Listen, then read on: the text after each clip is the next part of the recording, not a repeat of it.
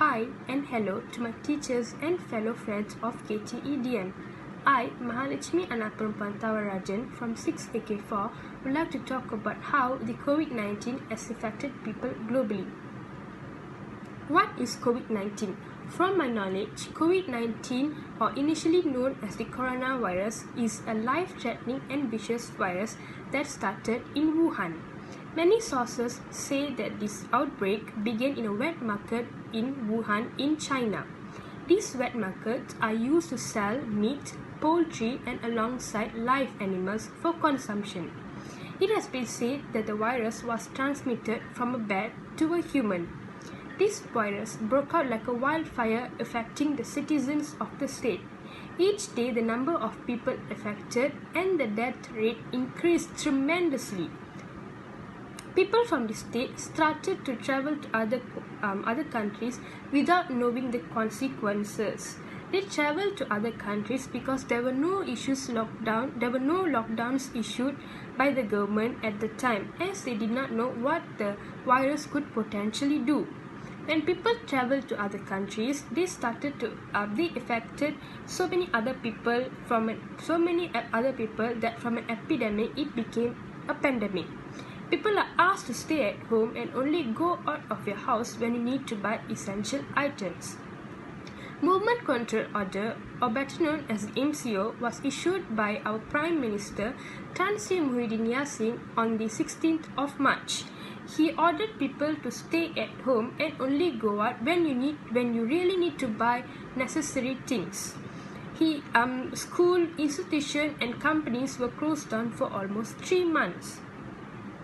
This COVID-19 affects people in many ways, and one of them being their health. People's health is really not guaranteed at this moment. If you have a low immunity, you're easily to be affected. Why I say this is because this virus is deadly and people are affected easily. For an instance, let's say a person who has this virus goes out to the public without knowing that they are likely to affect other people. This is because the symptom of COVID-19 does not show any signs for at least 2 weeks. So, this person who isn't aware of this goes out to carry out his daily routine, going out to, let's say, buy groceries or restaurants. Without knowing, he's spreading the virus wherever he goes, as in giving handshakes to people, touching leave buttons, or accidentally sneezing without following the proper etiquette. These actions cause other people to be affected. This is how the virus in Wuhan broke out like a wildfire, affecting thousands of people. In order to break the chain of transmissions, governments around the world issued lockdowns and movement control order. This brings to my next point, people start to lose jobs. During the movement control period, many companies are issued to lockdown.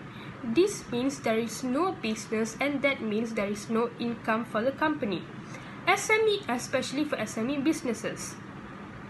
Some companies are forced to let down their employees as they do not have running business that could make sure the employees got their salary. People start to lose jobs and their source of income. This in return causes them to not have sufficient money to buy household items. Family that solely depends on the man of the family who now does not have a job are to suffer. Low-income families where their parents do many jobs in order to make sure there is food on their plate now live in misery. Next, COVID-19 impacts the mental health of the people. This is because people are not allowed to step out of their houses unless it is an emergency and when they need to get essential items. So, people tend to spend too much time at their home. Their daily routine is affected. For an instance, a person who usually goes out for a jog in the evening to clear their mind, to feel better, are not able to do that. They feel confined in their places as they cannot do what they enjoy daily. Moreover, some victims who are abused daily at home do not have anywhere to go to escape for a while, to feel better about themselves. This causes their mental health to deteriorate more and affected deeply. It has been stated by our government that there has been an increase in calls to the mental health line. People are contacting this care line to get advice and just to pour out their feelings. In conclusion, the COVID-19 has affected so many people, especially our frontliners, whose lives are at stake just to save ours. We should be grateful for what they are doing and listen to what they are saying.